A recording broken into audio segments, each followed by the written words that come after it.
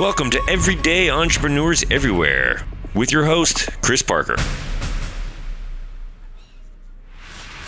And welcome back to Everyday Entrepreneurs Everywhere. This is Chris Parker, and I am talking with Timo Haaker, who is a tour operator and owner of multiple businesses in the tour business.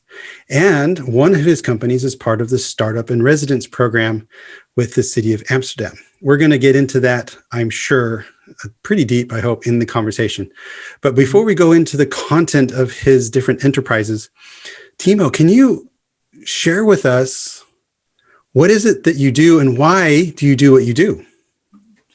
Sure. First of all, I'd like to thank you for inviting me. It's a good question to start with. So basically what we do, we run a lot of different activities in and around Amsterdam for tourists that are visiting.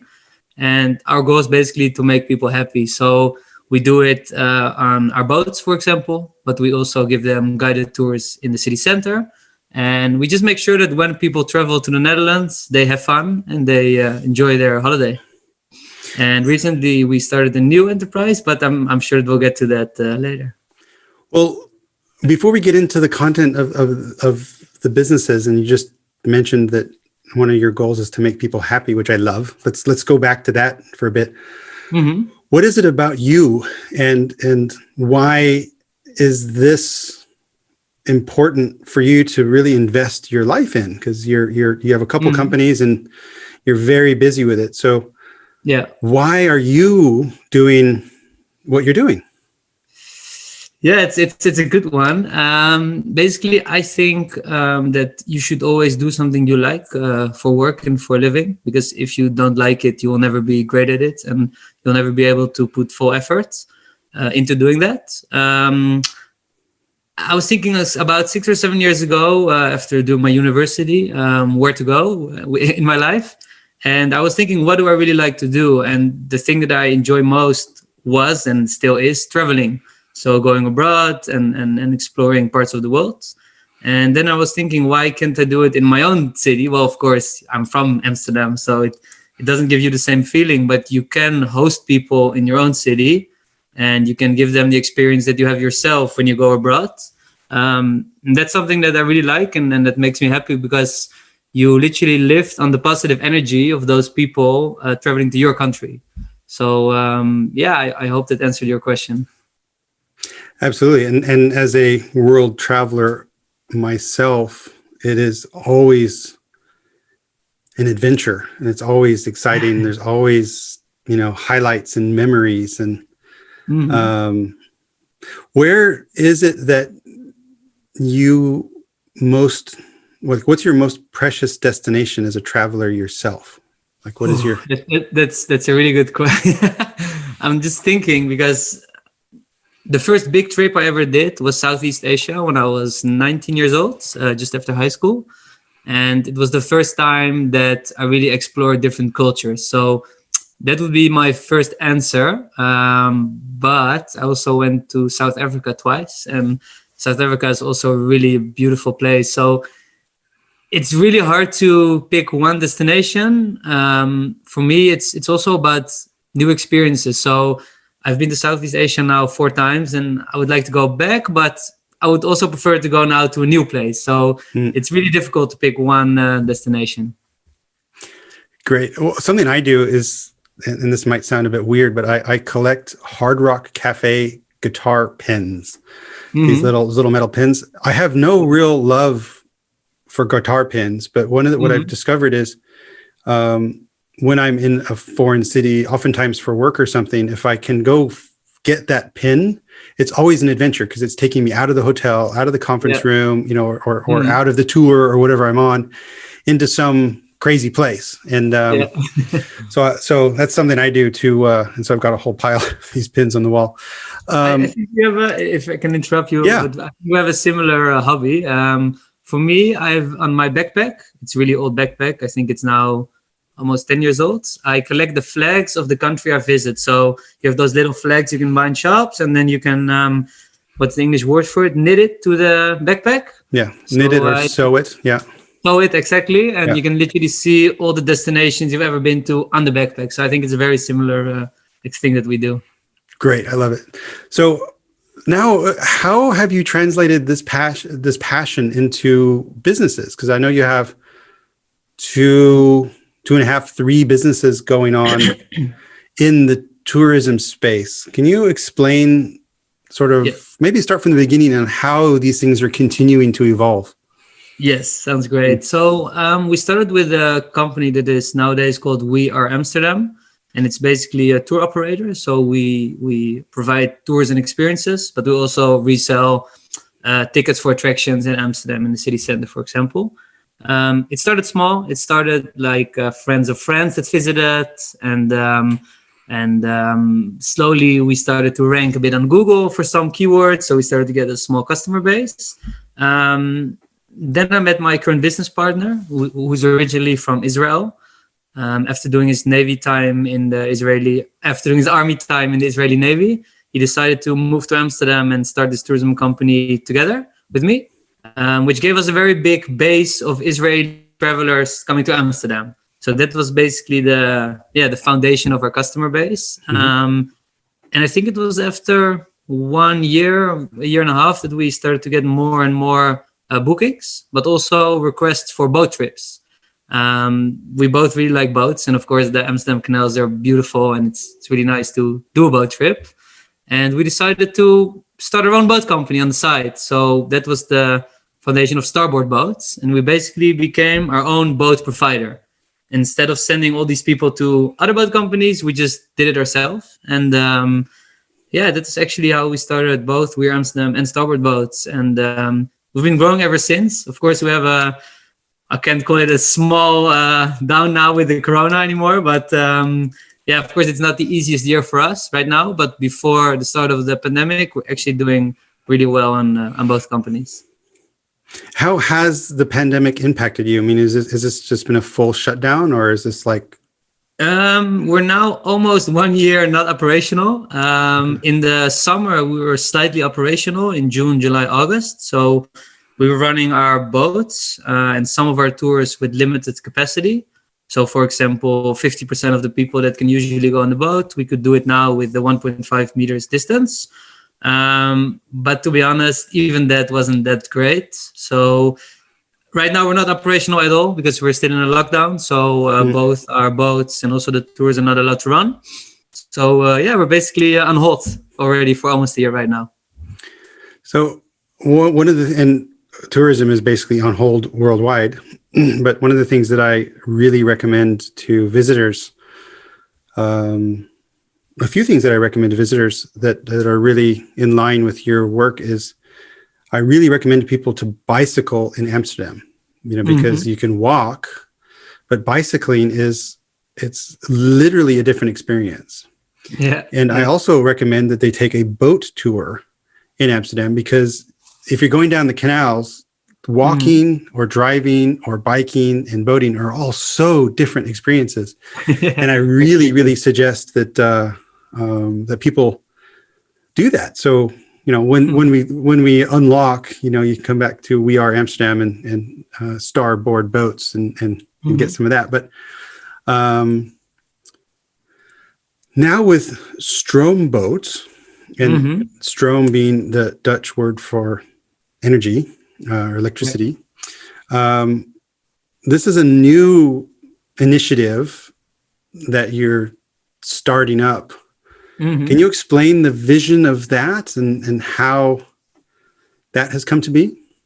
Yeah, definitely. Let me think of where to start. So basically, all the boats that we have right now with Starboard are 100% electric boats. We believe it's very important to do business in a sustainable way.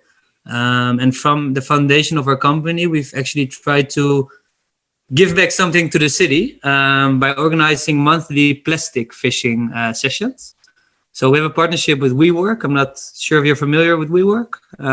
They're kind of a big deal. But what WeWork does is they send people from their buildings every month on one of our boats. And we go in the canals to fish plastic out of the water. Now, this plastic is recycled. And this way, we're trying to do something back. me and my partner were brainstorming one day, and we were thinking about the future of Amsterdam.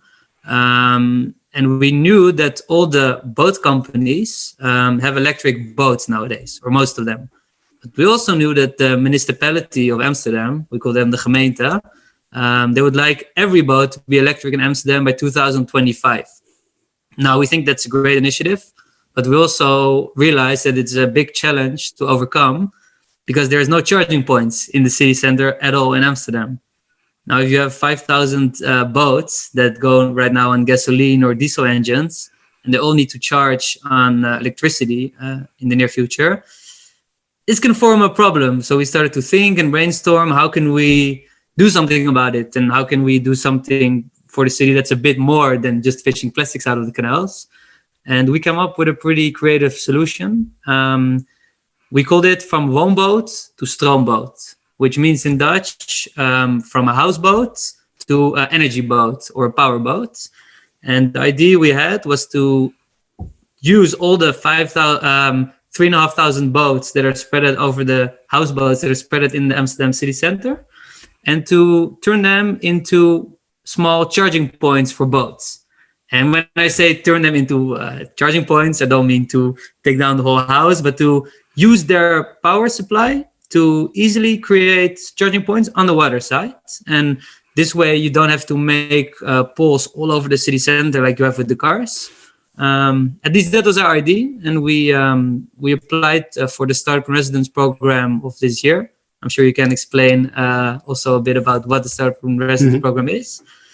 Then we had a selection round of a couple of months, and we're very happy to hear that we actually won and we were selected for this government program.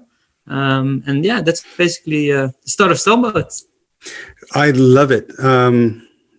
It's so obvious and yet also so important. So how can you dive into if it's known yet, the technical details, meaning how would someone pay? So if they come up with their boat and I guess they don't climb into the living room of the houseboat and cash payment, cash payment, or unplug the TV and start jacking the energy that way. So is there a device, a piece of hardware or something that is required to make all this happen? So basically, we're in the starting phase right now. We're going to run a pilot coming summer with 3 houseboats to test how all the technical parts work. But what we have in mind, and we're actually going to start installing it hopefully within a month, is that we make a little box on the side of the houseboat, and you literally plug in your energy. Everything is connected through an app, and the app automatically measures how much kilowatt hours you use, how many hours you've been parked against the houseboat, and then the transactions will all be coordinated through the application. So that's the vision, and this summer we're going to do a pilot and hopefully get working. Cool. And would this be a closed network where people would need to have their own app and account, or is it something like New Motion or something you could use a New Motion card or something else? So we're still having these discussions with the municipality right now. Their vision is to have a charging infrastructure in the city that everyone can easily sign up to. So I think it's called interoperate. But it's very difficult in English, but it basically means that everyone can easily join and pay, and you don't have to use the app. Of course, we prefer that people use our app, which we can possibly connect with an API to other payment methods. But it's too soon now to make statement because we're really only in the pilot phase right now. Love it. It sounds so obvious that it needs to work, because I think it's a problem that needs to be solved. So great. So you asked me if I was going to describe the Startup in Residence program. And before I do, I want to hear it from you, meaning why did you apply, or what is it as a startup that you appreciate most about that program? Yeah, so it's basically a program partly by the government. And what they do, I think it's 8 challenges they describe every year, where local entrepreneurs can sign up with a solution for those challenges. And the winning solution goes into this yearly, we say Dutch project, I think we can call it. Project, schedule, or journey, exactly. Project, yeah. And what they do, they help you with achieving your goal. So our goal is to create a sustainable and efficient charging infrastructure for electric boats. But there's also other challenges, like how can we make sure that people park their bikes more efficient, for example. And I think it's a great program. They really helped us so far, and they gave us two really helpful business coaches. They connect us with a lot of freelancers, a lot of consultants. They connect us with a lot of connections they have in and outside of the city hall. So yeah, so far so good, and I'm really grateful to be chosen to be part of this program. Yeah, the what I would add to that is, and again, what I call is sort of the genius of the Startup in Residence program is it's not an incubator where, you know, they're giving you some advice and asking for equity and things like that, but it's actually a procurement process. So the challenges are crafted from needs of people in the city that have budget. And then there's this program of 6 months or so where the customer and the startup come together, and then they, you know, sketch out the use case and gain enough confidence that they know that they can actually solve the problem. And then there's an opportunity for an actual commercial deal. So instead of having the startup sort of, you know, being fixated on raising money, they're fixated on solving the problem, which then unlocks a commercial deal. And I think that is just great. You know, there's other incubators that do it other ways that are also perfect for other types of startups and things. But this is, and then part of that program, of course, is there's different, you know, training sessions, and you get coaching and mentoring and things like that. So do you think you would have, what came first, Stroomboot or Startup in Residence? Meaning, did you already have it in your mind, or how did that whole thing evolve? Yeah. It's a bit blurry right now if I look back at it. But basically, me and my partner, we're thinking on how to come up with a good solution for the electric boats to charge in the future. I'm not sure if I mentioned it before, but by 2025, all private boats, so leisure boats, need to be electric, which is kind of soon. And then we started to think, okay, what can be a good solution? We come up with the houseboat idea. And then I emailed the local government asking, who do I talk to if I want to suggest a good solution for this problem? And then I spoke with a lot of different people. And in the end, they told me, well, I think it was 8. So in 8 days from now, we have the deadline for the Startup in Residence. And you have 8 days to write your business plan and to sign up.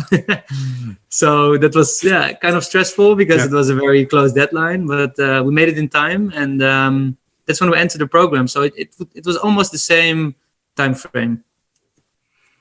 Cool. So it's sort of, synchronicity, I guess, or serendipity, things just collided at the right time. Correct. The program is starting, well, we're beyond halfway. There's a demo day on the 25th of March in the afternoon, Amsterdam time, that is available for people to join. So I'm not exactly sure how, but in the show notes of this, we'll put some sort of contact details or at least a link to the Startup in Residence program. So if people want to join, and that is a time when each of the startups will have 45 minutes to really highlight the solution that they're building with the city, as well as, you know, just their general solution and capabilities. We talked about this a little bit before we started recording, but what type of people would you love to see in that demo day that would really be able to contribute to Stroomboot as a, I don't know, customer, partner, investor, collaborator? What is it that you need to take this project forward? So first of all, I'm really also excited to see the other participants, to see what they come up with and what they've been doing and what their progress is. We're not the only initiative, and I'm really looking forward to seeing what everyone came up with. For me, what we would need, of course, the more people hear about our idea, the better. It can be anyone from people within the government to also people that own houseboats, or perhaps people that own private boats. As I mentioned, we're only in the start, so the more publicity, the better. We would like everyone in the city to know about this plan, about what we are going to do, and I'm not sure, to be honest. I am sure that it will bring good things in the future, this demo day, because I think that a wide audience will be there. To be more specific, I think if we could be connected towards more houseboat owners and more private boat owners, that would be perfect for us. Great. So if anyone's listening around the Amsterdam area or other cities that are very water-based, like I'm coming originally from Los Angeles, not a lot of canals there. So they don't have the problem of 3,500, private boats floating around. Or I think 3,500 houseboats, and then some astronomically high number of just private small sloops, going around. 5,000 and 10,000 private boats. Yeah, it's just an incredible number of boats floating around. So if people are in the houseboat or in the private boat space in Amsterdam or another municipality, then please check in. I guess also if there's anyone that is because you're talking about sort of distributed energy and electric vehicle platforms and payments. If anyone has insights in that, of course, please reach out, because you don't necessarily need to reinvent the wheel if some of the stuff is super cheap already, and you can just pick it up on Alibaba and off you go. We're now talking to a lot of local partners and suppliers. So it's ranging from electricity suppliers to hardware suppliers to energy measurement suppliers. But of course, we're always open-minded to talk to anyone. I think you will share my contact information later. So anyone that wants to talk to us, if you have good suggestions, if you have ideas, feel free to reach out to me in person. Exactly. On the show notes page, which is ebullient.com/podcast/Timo-Haaker, your websites are there and your LinkedIn is there. And so people can reach out. So I think, thank you so much for the explanation of Stroomboot and also the Startup in Residence program. If people are interested in joining that demo day on the 25th of March, then reach out to Timo or myself. We can both connect you. I'd like to loop back to you as an entrepreneur. I'm really curious, how have you coped with and kept your energy up during this Corona time? Because your two businesses have been shut down, and yet somehow you're sitting here smiling and creating a new venture, and during all of this chaos. So what is it that keeps you going? Yeah, interesting question.